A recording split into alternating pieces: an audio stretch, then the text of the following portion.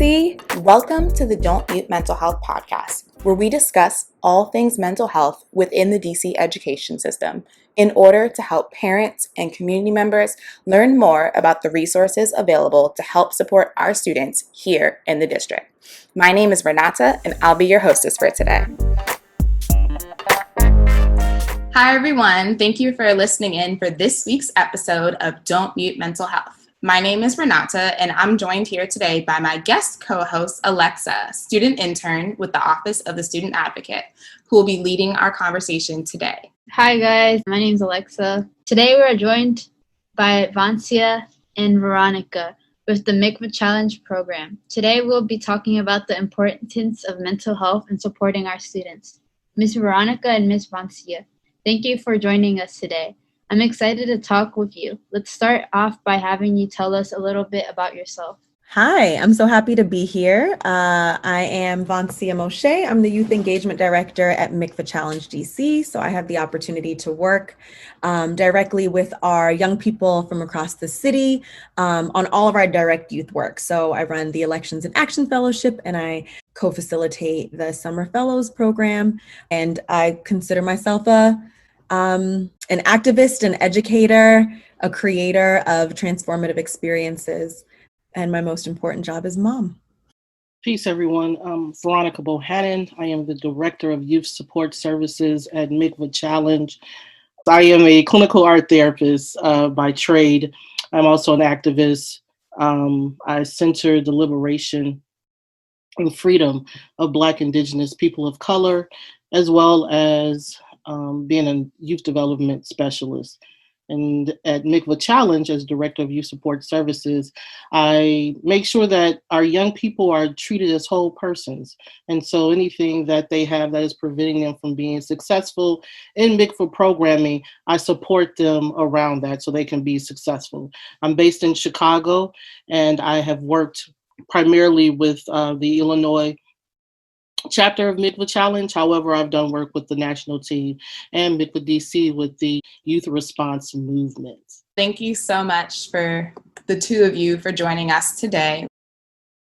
The first thing that we'd like to know is, why do you think that mental health is so important? It's not that I think mental health is important. I know that it's important. Mental health is important because it allows us and enables us and supports us in living our best and fullest lives. It supports our potential, and it supports us in fulfilling our dreams. It allows us just to be whole. And when we tend to our mental, emotional health, as well as our physical and spiritual health, that we are better able to be with ourselves, because we need to learn how to be with ourselves more. Not just because it's COVID-19 and we're isolated, but we need to better be able to know ourselves and be with ourselves so that then we can be with others in community and in relationship. Can't say anything better than that. But yeah, I think our mental health is just tied into every single thing that we do, into everything that we are, into how we show up, into and in being our best selves. I mean, whether you are a student, if your mental health is not well, you can't focus. You can't take in, you can't do the work, you can't be with other people in your fullest way. You're not able to receive. I mean, as a worker, it's the same thing. As a parent, as a human, it's just your mental well-being is so tied into allowing you to show up fully, to receive fully, to be full, that it's just the foundation. It's the core of you. And so I think even without like it is, for me, when I think of like people that have experienced physical illnesses, the idea of like being able to will your way to good health relates to like mental health. So I think that there's just a lot of power in mental well-being. It's tied to your core. Our next question is, when you were growing up, was mental health something that was talked about a lot at school or at home? Yeah, so I am the daughter of a social worker, retired social worker. She makes sure she lets you all know that she is retired, and that's a blessing to be able to retire. So the language mental health, was that actual language used? I can't remember the language, but the essence of what mental and emotional health was definitely highlighted in the home, which included getting enough rest, which included eating properly, and a constant asking of how you doing, how you feeling, and authentic asking, and not just expecting the normal, I'm fine, I'm okay. But it was a genuine question, and it was expected for me to give a genuine answer. In addition to that, it was talked about in the context of balance. So balancing home, school, and extracurricular activities. There was a big thing on my mom wanting to make sure that there was balance. And in addition to that, my mother was very, very direct with me around genetics. And genetically, substance misuse and addiction were in my genes. And she was very direct on that. She didn't skirt around it. She didn't act like it wasn't in our family. She was very direct about it. And so she told me very early on, if I chose to partake in certain activities, behaviors, be it legal or illegal substances, that I could be more prone to being addicted to them and having more challenges because it's also in my genes. She also made sure to note that just because you're genetically predisposed, it doesn't mean that you'll automatically be, have an addiction, but you have to be mindful of it. So it was talked about very much so in my home. And yeah, it's the social worker in her. She couldn't help but to do it. That's beautiful, Veronica. And it's interesting because my experience is not dissimilar in the like push for balance of life, but definitely growing up in a family of activists, and nobody in my family was in the medical profession or in the social work profession. There was not a conversation about mental health, nor was that in existence at my school. And growing up, I grew up in Texas, and I feel like both my family and my school environments were always pushing on excellence, excellence, excellence, whether it's academic excellence, whether it's like in life, you have a duty, like with civil rights activists, your parent, like your mind just becomes like you have a duty to fight, you have a duty to constantly push for equality. And so it wasn't until very recently when I realized like overworking yourself is actually a form of like is the opposite of self-care. And because I was always driven by working hard, have a great work ethic, do your best, always push for more. There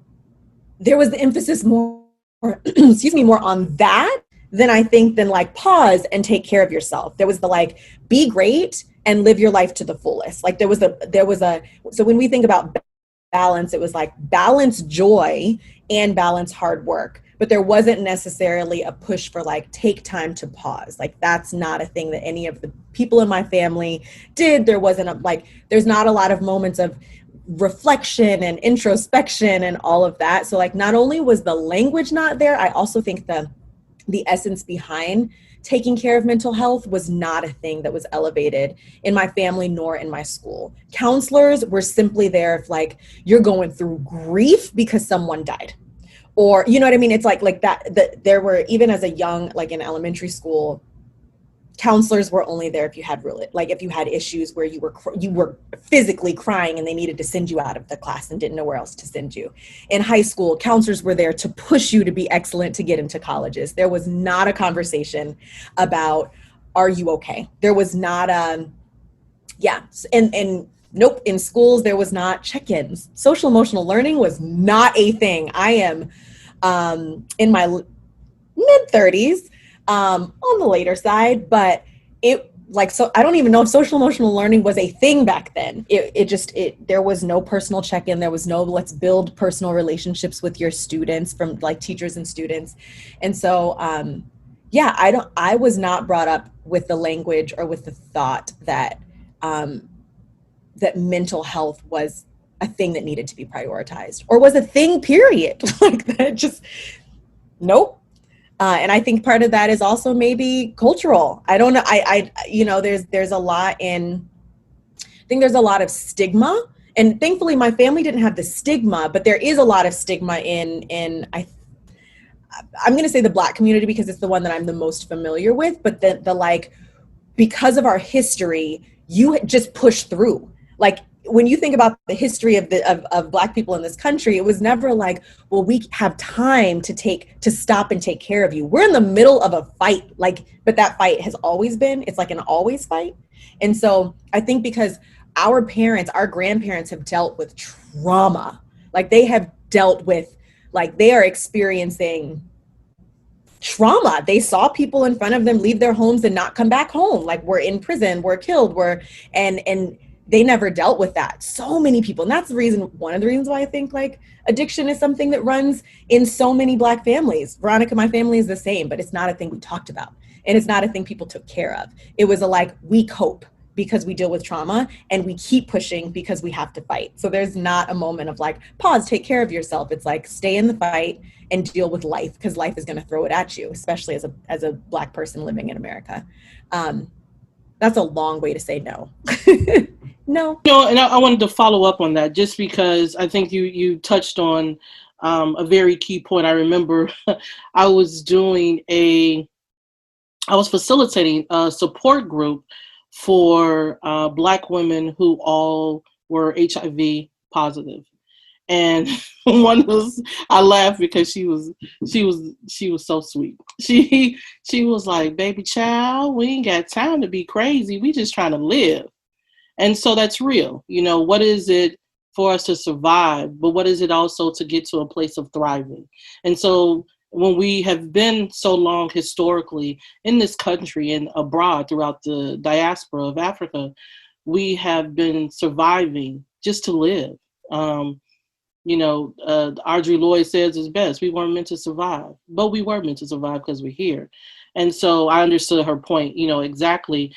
But the thing that we have to think about is that mental health is a right for all and not a luxury for some.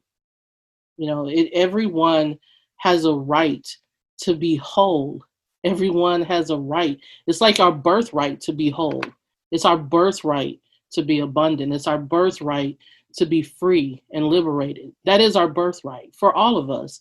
And when we talk about culture and we talk about, white supremacy or white supremacy culture or racism and other forms of isms, as I call them, that culture promotes over productivity. That culture promotes perfectionism.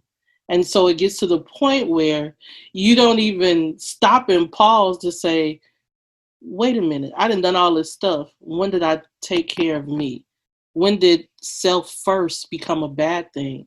Because self first has to be in communion with the collective and collaboration, because we cannot exist mentally and emotionally well in isolation. But self first has to be a part of that. So the yes and of that. So culturally, we deal with that as people of color, as women of color, as girls of color. I have done a lot of gender specific work, and seeing it in Black girls, and then also working with Black boys, seeing how it shows up in two different ways is a very interesting thing. And what age that it shifts, 9 to 11 years old with Black girls and mental emotional health is very key. And it shifts at that time. And then how it shows up with Black boys, and then how it's not dealt with in a healthy way often in school settings, especially for Black boys.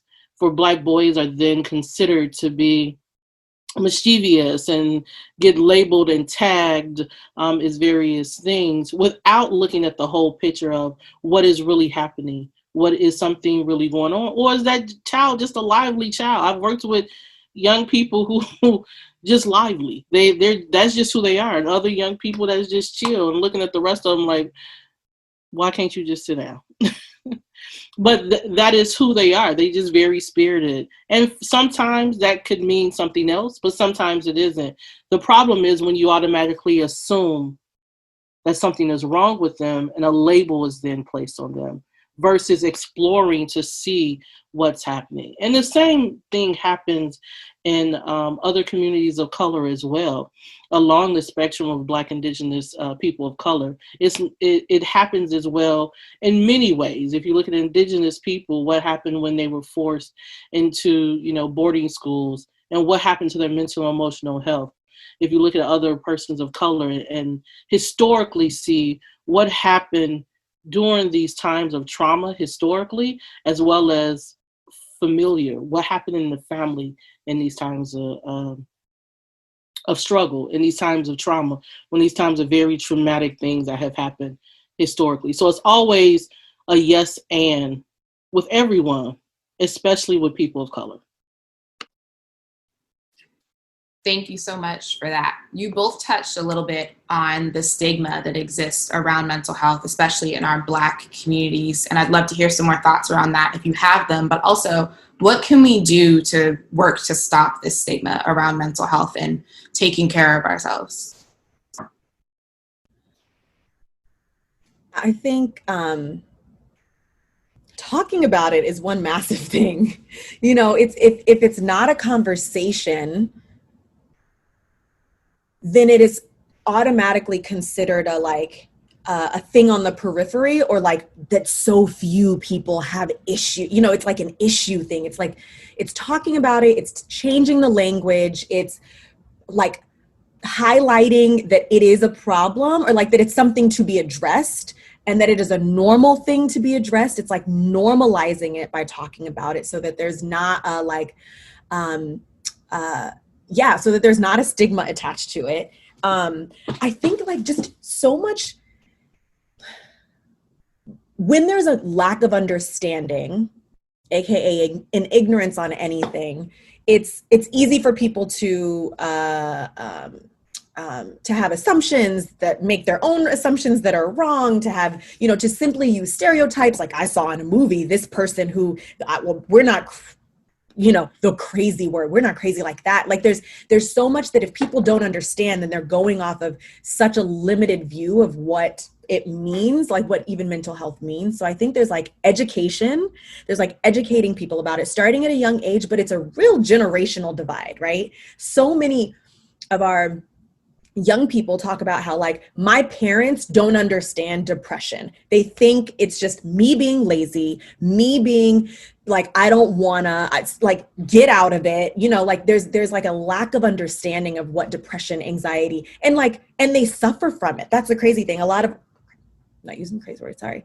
That's the tricky thing. A lot of people in older generations suffer from it, but just have never, because there's a lack of like understanding about it. They've never, we don't like labels. So I think there's an educating, generationally, there's like making it also just more accessible. Cause I think that's also to the point of that Veronica made earlier about like, it's a right, not a privilege for some. I think one of the reasons why we've always considered a privilege for some is because like it's a nice to have to go to therapy. Like I don't have time, I don't have money, I don't have time for that, and like I can just deal with it.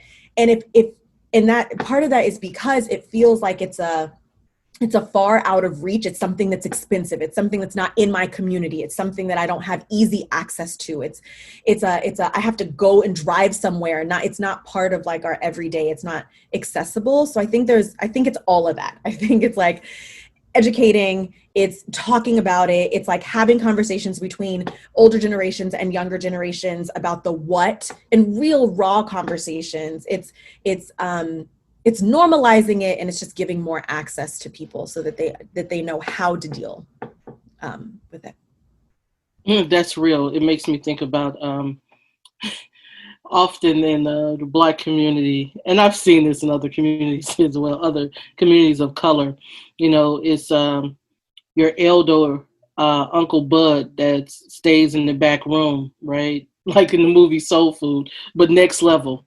And you say stuff like, oh, he got the sugar, meaning diabetes, and he just got the old age, meaning it's real. That's real. Right. We would never say, not until more recently Is there even an admission or even an understanding of, yeah, we probably need to deal with him and the beaties, and we need to deal with him having Alzheimer's, and what does that mean in dementia, and what's the spectrum of that? And I think the normalization, especially for Black, Indigenous, and people of color in this country, it has to be that, one, we allow ourselves to be human, and also other people acknowledge our humanity. Because that has been one of the biggest challenges, not one of, I think the biggest challenge, when human beings weren't even thought of as people, but as objects. So that has led to a constant fight. I say all the time, everyone is impacted by white supremacy and racism. Everyone, including white people. We all are impacted by it. The thought that it's only persons of color that are impacted by it is not true. Everyone is impacted by it, and everyone feeds into it intentionally or unintentionally, consciously or subconsciously, because it has gone on for so long. And so this fight to be perfect, this fight we have to be perfect so somebody else can see us as human. So if you have a mental health challenge, then you're less than human. Then you're looked at as broken. But there's a sister who has a program who deals with Black women and mental health. And as she says, broken crayons still color. And so even if you are broken, which I have a thing where I say, no, we're not broken, we bent. We very, very bent, some of us. We ain't broken though. But even if we are, broken crayons still color. So the stigma also comes with the fear that we will be punished, or our families will be disrupted, or government entities will come in and take us away or do something to us, or our employment. It will negatively impact our employment. So we have to keep these things in secret, because there's a history here of social service in this country and what social service has done. There was a history of a social worker could come into your home and take your child away from you because they deemed you unfit, merely by some things that are merely cultural, or that someone can say, hey, you can't have this job because of XYZ. And it's really around discrimination, but some of it is about one's mental and emotional health as well, that is never being looked at as a whole person, as a human. So when we speak out about it, we stop it.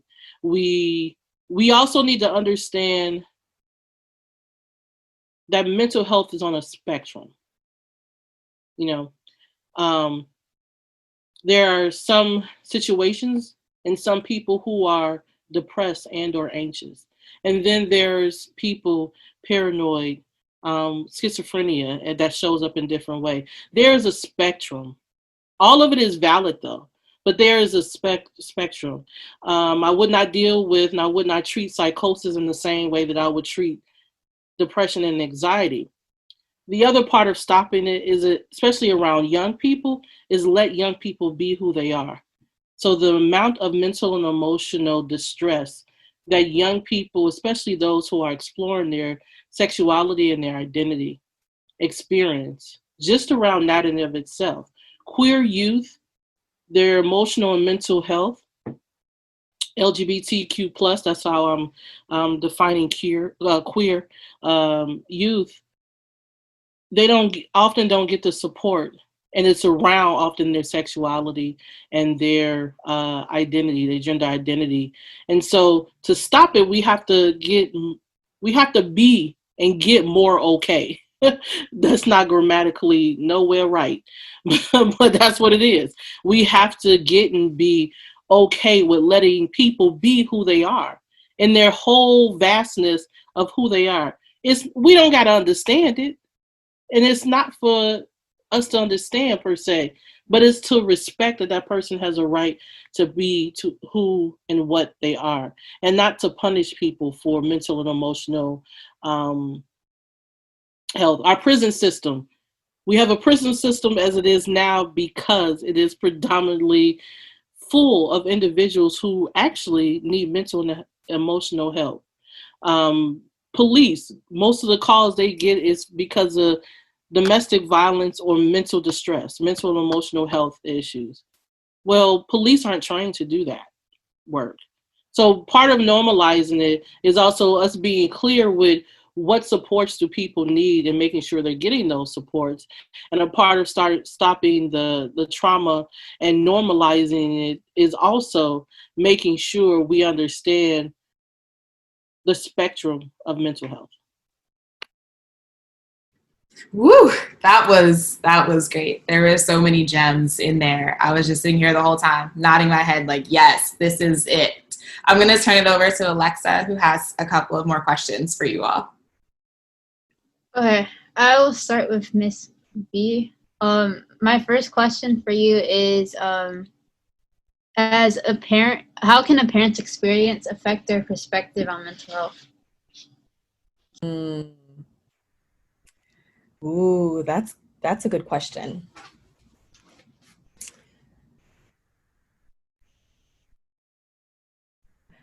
I'm going to answer this question, but I'm not exactly sure if I'm answering the right question. So I'm just hearing parent mental health. I'm just going to talk about what's coming to my mind in relation to this. So I have a 13-year-old son and I have a 15-year-old stepson. So prime age, as Veronica was sharing with us, of like figuring it themselves out, going through all the like changes. And I actually will say that my work, I'm fortunate to work with youth, and that has actually informed me more as a parent. I think I am so much more patient, understanding, open, which allows them to be more open to explore. Um, and I have much more knowledge about mental health because this is the stuff that my youth care about, and this is the stuff I'm seeing with youth. So it's funny that like my 15 years as a youth worker, as an educator, working in nonprofits, whatever, has actually informed me to be a better parent. And I can see how people who are not in this world of working with other young people could struggle as a parent to understand like the things that their kids are going through. I think especially, I told you how I was brought up in this like space of excellence, in this space of like, you just grind, work hard, and you get the results. And I realized that like, that is not how everyone works, one, and that's also not what's most valuable. Like, it's about taking time to make sure you're growing. It's about taking time to make sure that you are experiencing joy. It's about taking time to check in constantly with how you're doing. And let's talk about that if you're not okay. Or being okay with my child not being okay. Like, not having to fix everything, not having to like have him fit it, and I'm specifically thinking about my 13-year-old because he lives with me, but like not having him have to fit into a box. And I guess you could say it's a two-way thing. Like, I definitely because I hear my students so much talk about, my parents don't understand me. My parents don't take the time to get to understand me. My parents just want me to get A's and don't care about anything else. I'm experiencing like especially my queer students who are like, my parents don't even care to have conversations to understand who I am and what I'm going through. All of those things I hear and I'm like, I don't want to be that. Like, I don't want to be that parent. I don't ever want my child to say, my mom only cared about my grades, and my mom never let me explore, or my mom never checked in on how I was doing or got to know me as a person. Because I see that so much, where parents who are loving and who provide just don't take the time to actually get to know their kid, like who they are, what their interests are, what they're going through, all the turmoil that is happening as they are becoming who they are.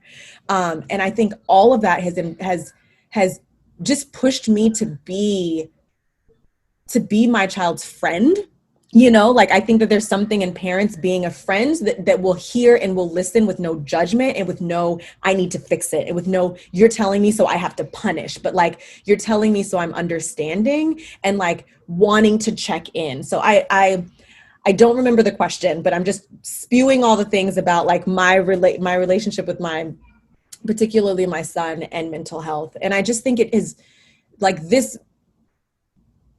And because of that, because of me caring how he's doing, all of my like work, I spend every session like, let's do a quick check-in, or let's do a check-in where you're able to talk about how you are. How are you? Not just like, how are you in this work? How are your grades? You know, it's like, I think as a person across both parenting and my work, it's just made me, it's made me constantly check in with my people.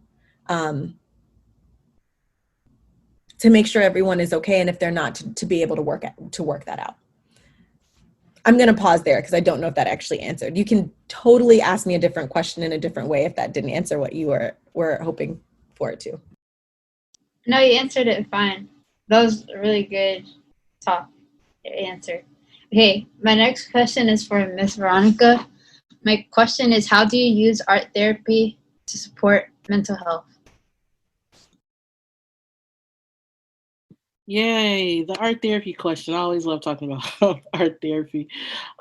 First and foremost, about art therapy. Art therapy exists on a continuum of mental, emotional, and behavioral health, which includes a lot of things, which includes prevention, lifestyle management, wellness therapy, rehabilitation. It includes assessment, and it can include social action and social activism. Art therapy can be clinical, which is the medical model, or it can be community-based or non-medical. I've practiced in both ways, but for me, in either way, I'm practicing in a way where I support individuals or groups I'm working with to use creativity, creative expression, the creative process of art making to improve and enhance one's life. No matter what age they are, it's often assumed that art therapy is for children. It is not. Art therapy is for everyone. The creative process and even the products of the art of artistic expression support people who have experienced trauma, can help to resolve conflicts, helps with developing interpersonal skills, managing behavior, stress. Everything that you would go to a talk therapist for, one would go to a art therapist or creative arts therapy, because art therapy is just one aspect of the creative arts therapy, which includes dance and movement, which includes music therapy and drama. So it's just one of the several on the continuum of the creative arts therapy. And so the creative process for me and how I use it is used to support in building one capacity and wholeness. That's, for me, the wholeness part is a big thing. People should be okay and should be allowed to be whole people that don't have to compartmentalize themselves. And it helps in the unpacking the past and getting to the root of things, as well as managing the present and being having future orientation and thinking about the future. And so I use art therapy in that way. And especially for Black, Indigenous, and people of color, I use art therapy as a pathway for liberation and freedom. And so I use it to explore the imagination on what is it to be free? How does freedom look? And how can we be free individually and as a collective?